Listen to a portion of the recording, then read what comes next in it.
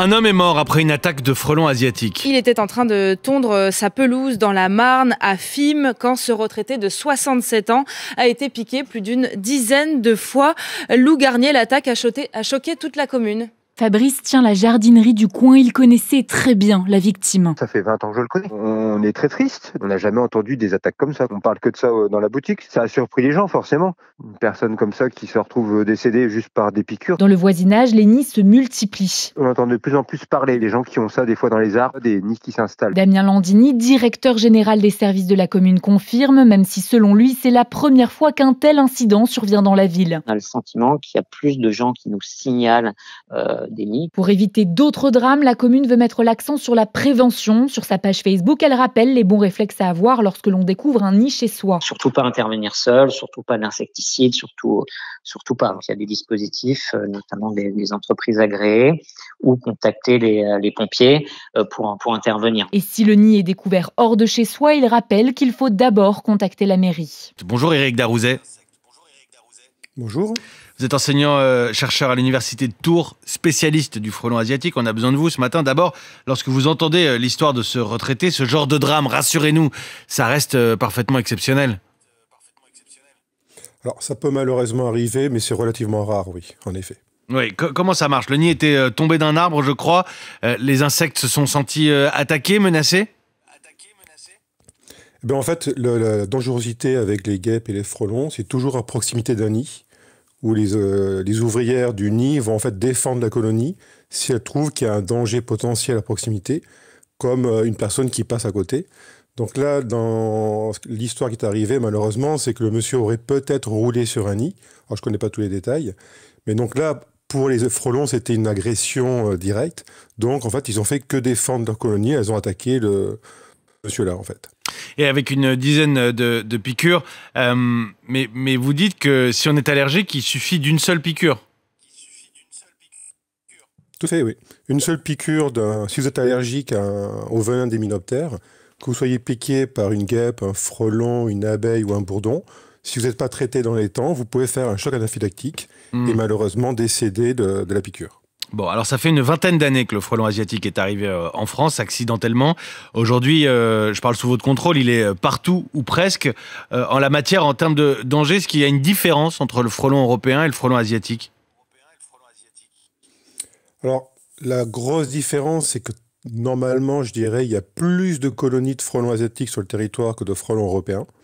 Donc, on a plus de risques d'être confronté à un nid d'une colonie de frelons asiatiques.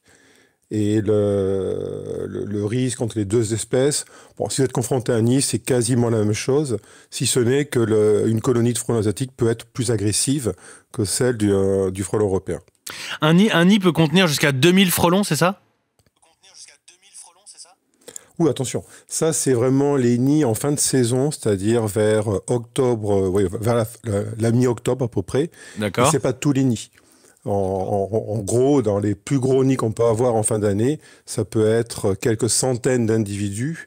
Et le maximum qu'on ait trouvé, nous, c'est un peu moins de 2000 individus, en fait.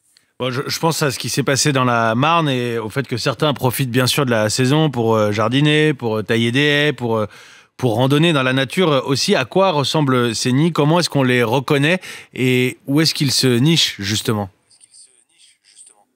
Alors, pour les frelons asiatiques, on peut trouver les nids partout, en fait.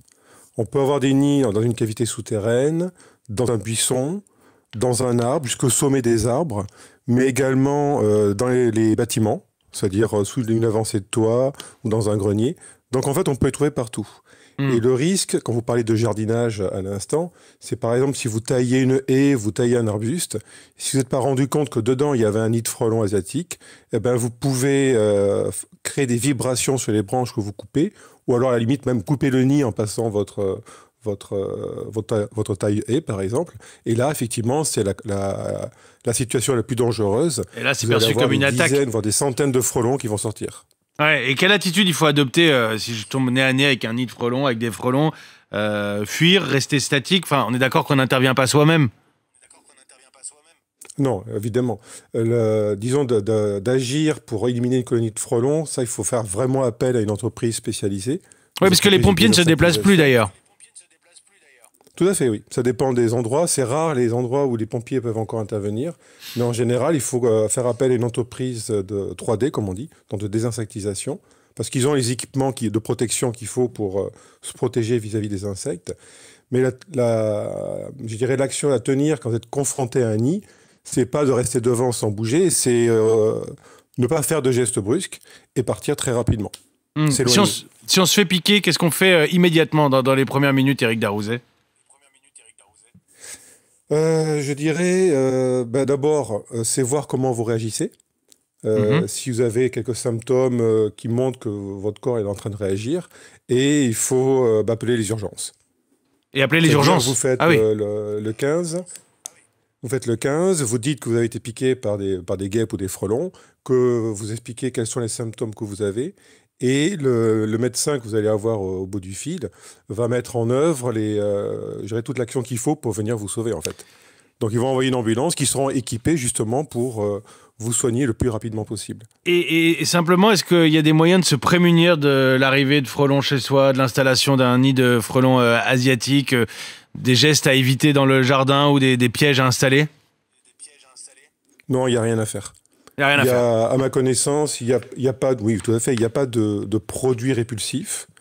Je ne vois pas quelles sont les précautions qu'on pourrait prendre, si ce n'est, si vous voulez, par exemple au printemps, de regarder dans votre jardin.